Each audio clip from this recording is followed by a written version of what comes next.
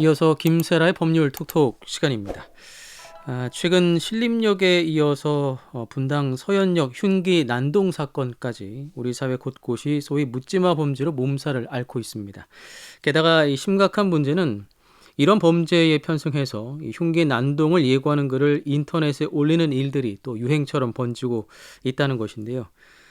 이 같은 흉기 난동을 예고하는 글을 올리는 것도 구속이 가능한 범죄가 된다고 합니다. 법률 톡톡에서 자세히 살펴보겠습니다. 김세라 변호사 오늘 전화로 만나보죠. 안녕하세요. 안녕하세요. 김세라 변호사입니다. 예. 지난주 관악산 산책로에서 묻지마 성폭행 피해를 당했던 30대 여성이 끝내 사망을 했다는 그런 안타까운 소식이 있었는데요.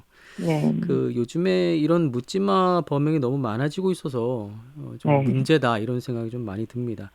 음, 사회적인 계기가 된 사건이 신림역과 서현역에서 있었던 묻지마 칼부림 사건이었다고 보면 되겠죠?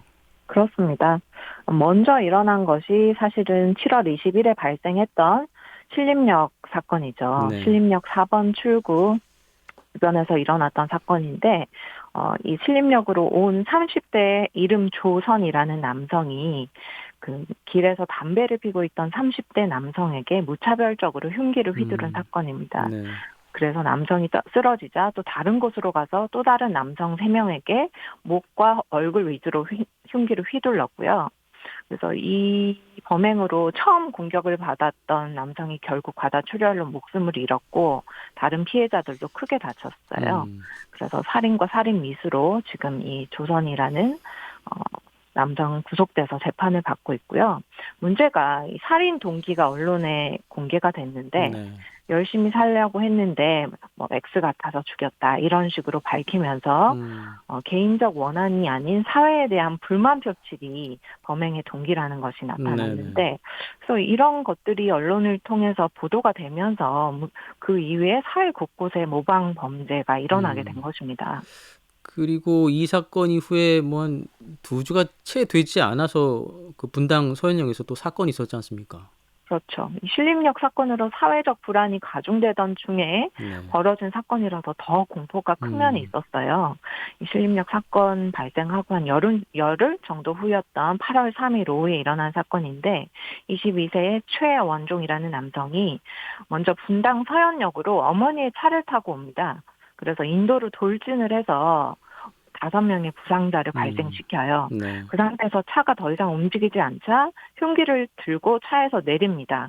그래서 도로와 연결돼 있던 백화점 안으로 들어가서 그 행인들에게 무차별적으로 흉기 음, 난동을 벌이고 네, 했던 사건인데 이 사건으로도 많은 부상자가 발생했고 네, 그렇죠. 처음에 사망자는 없었는데 차량에 이제 부딪혔던 피해자 한 명이 뇌사중 사망했다고 음, 해서 이 사건도 한 명의 사망자, 13명의 부상자가 발생한 것으로 집계되었습니다. 예.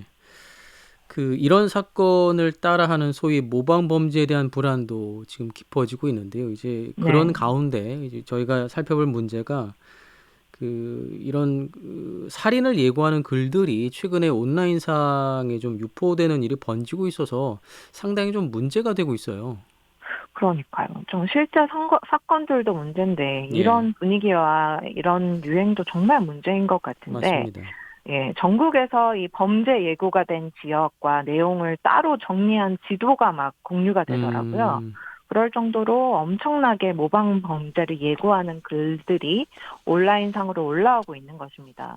실제로 흉기 난동을 벌이는 사건들도 많고요. 네, 그래서 뭐 신림역에서도 지금 신림역에서 특히 뭐 여성을 살해하겠다.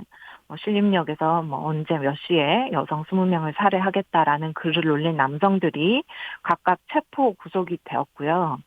어, 그리고 뭐 이런 사건 지금 뉴스 검색을 하면 수두룩하게 올라올 네, 정도로 네, 발생을 하고 그렇죠. 있고, 그리고 포항에서도 포항 공대와 프로배구단 숙소에서 음, 뭐 흉기 난동을 하겠다, 테러를 벌이겠다라고 예고하는 글을 올린 20대 남성들이 각각 포항에서 검거되는 일이 있었거든요. 네, 그래서 지금 신림동 그 7월 21일 사건 이후에 한 달간 경찰 통계를 보니까 살인 예고 글 올린 게 지금 431건이라고 하고요. 어, 그중에 이 중에서 작성자 92명이 검거가 됐고 그중에 20명은 구속까지 되었다고 합니다. 예. 네. 어, 상당히 좀 많은 그런 글들이 올라오고 있는데요. 네. 이렇게 살인 예고 글을 소위 뭐 장난처럼 올리는 10대가 또 많다고 해요. 네. 보니까 이 경찰에 검거된 네. 이런 살인 예고글 작성자 중에 거의 절반이 10대라고 해요. 음, 그래서 심지어 뭐 10대들 사이에서는 이런 글을 올리는 것이 막 유행처럼 되는 분위기까지 생겨서 그래요. 문제인 것 같은데, 그러니까 이렇게 많이 올리겠죠. 네. 그리고 이런 글을 올린 10대들 가운데서는 형사처벌을 받지 않는 촉법소년도 적지 않았다고 하고요. 만 음, 14세 미만에. 그래서 실제로 광복절인 15일에도 그 11세 초등학생이 고척 스카이돔에서 열리는 아이돌 가수의 콘서트에서 흉기 난동을 하겠다는 글을 SNS에 올린 사건이 있었어요. 아, 그래서 경찰관 39명이 출동을 해서 일대를 수색하는 소동까지 있었고, 네, 그래서 이 초등학생이 지금 소년부 송치가 된 상태라고 하네요. 촉법 소년이어서 그런 거죠. 그렇죠. 예. 이제 이렇게 살인을 예고하는 글을 올리는 게 어떤 범죄가 되는지 궁금한데요. 소위 네. 뭐 살인 예비 음모죄 이런 것들이 성립이 되는 건가요? 그렇죠. 간단히 생각하면 이게 그런 살인을 하겠다고 예고한 예, 거니까 예. 살인 예비 음모죄가 되느냐 생각하실 수가 있는데, 먼저 범죄에 따라서는 미수를 처벌하는 죄가 있고 네. 기수도 처벌하지만 미수도 처벌하는 죄가 있고, 그 음, 전 단계 워낙 위험하고 중대하기 때문에 미수의 전 단계, 즉 예비 음모 행위까지 처벌하는 그런 범죄가 있는데, 살인죄가 바로 그런 경우입니다. 네. 살인죄의 경우는 살인을 예비하고 음모하는 정도의 행위까지 형사 처벌되게 되는 것인데, 그러니까 뭐 실행에 이르지 않더라도 준비하고 계획하는 것만으로 범죄가 음, 되는 거죠. 하지만 이런 살인 예비 음모죄도 실제 실행에 옮길 의사, 그러니까 고의가 있어야 합니다. 그래서 정말 음, 그런 뭐 테러를 벌일 생각으로 흉기를 준비하고 계획하는 단계에서 글을 올렸을 때 발각된 경우라면 살인 음. 예비 음모죄가 되겠지만, 장난으로 이렇게 살인 예고 글을 온라인에 올리는 행위만으로는 살인 예비 음모죄라고 볼 수는 없을 것 같아요. 그러면 이 살인 예비 음모 행위에 적용이 되는 것들은 어떤 범죄가 그럼 가능한 건가요? 예를 들어서 뭐 조직 폭력배 같은 경우에 아, 뭐 이렇게 정말 누군가를 뭔가 살해하기 위해서 계획하고 네. 준비하고 그런 단계에서 누군가의 뭐 고발로 발각되는 경우가 있잖아요. 그럴 음, 때는 사실은 뭐 살인 예비 음모죄가 되는 거죠. 어, 네. 그렇군요. 그 살인 예비죄 인정은 어렵지만 네. 처벌은 불가능한 것이 아니다. 뭐 이렇게 볼 수 있는 그렇죠. 건가요?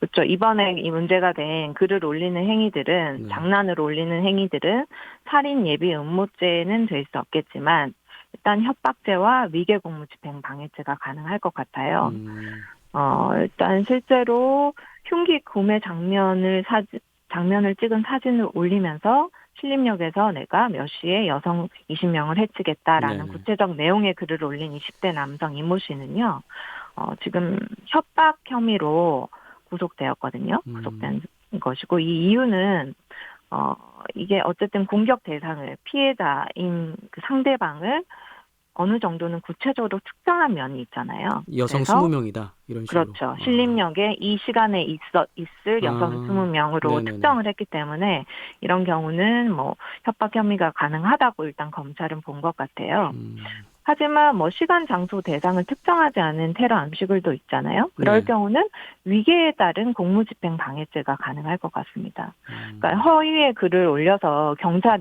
인력 출동을 유발한 경우에 이런 경찰 행정력의 낭비를 유도한 것이 되기 그렇죠. 때문이죠. 예. 자, 예를 들어서 아까 말씀드렸던 콘서트에 테러를 예고하는 장난글을 올려서 경찰 수십 명이 출동하는 이런 경우에는 이제 공무집행 음, 방해죄가 될 수가 있겠습니다. 그렇군요. 근데 생각을 해보면 이 시민들이 네, 겪는 어떤 불편함과 불안함, 또 공포, 또 이렇게 공무 집행을 방해하는 행위라는 것들을 좀 생각을 해본다면 네, 정말 뭐 흉기 난동을 벌일 의도가 없다고 하더라도 그런 행동 자체를 좀 처벌하는 법규는 마련이 되어야 되지 않을까라는 생각이 들거든요. 좀 지금 이 한 달 동안 아까 400 몇십 건이 예. 올라오고 있는 이런 사회적 분위기에서 그런 목소리가 나오고 있는 것 같아요. 음.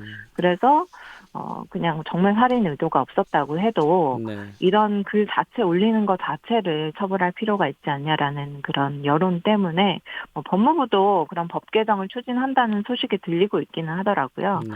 그래서 법무부가 살인 예고 글 등 공중 협박 행위에 대한 처벌 규정 관련 법률 개정을 추진하겠다라고 어, 음. 이번 달 9일에 밝혔다는 소식도 있고 네. 그래서 이런 공중을 그런 행인들 익명의 행인들을 대상으로 한 협박 범죄가 반발하고 국민 불안이 가중되고 있기 때문에 그런데 이런 행위 자체를 처벌하는 규정이 미비해서 처벌 공백이 발생하는 부분이 있다. 음. 그래서 이런 것까지 처벌할 수 있는 법 개정을 하겠다라는 이제 발표를 했는데 탁상 공론이 아닌 시민의 안전을 위해서 실질적인 조치가 좀 이루어졌으면 좋겠습니다. 예. 저희도 함께 좀 지켜보겠습니다.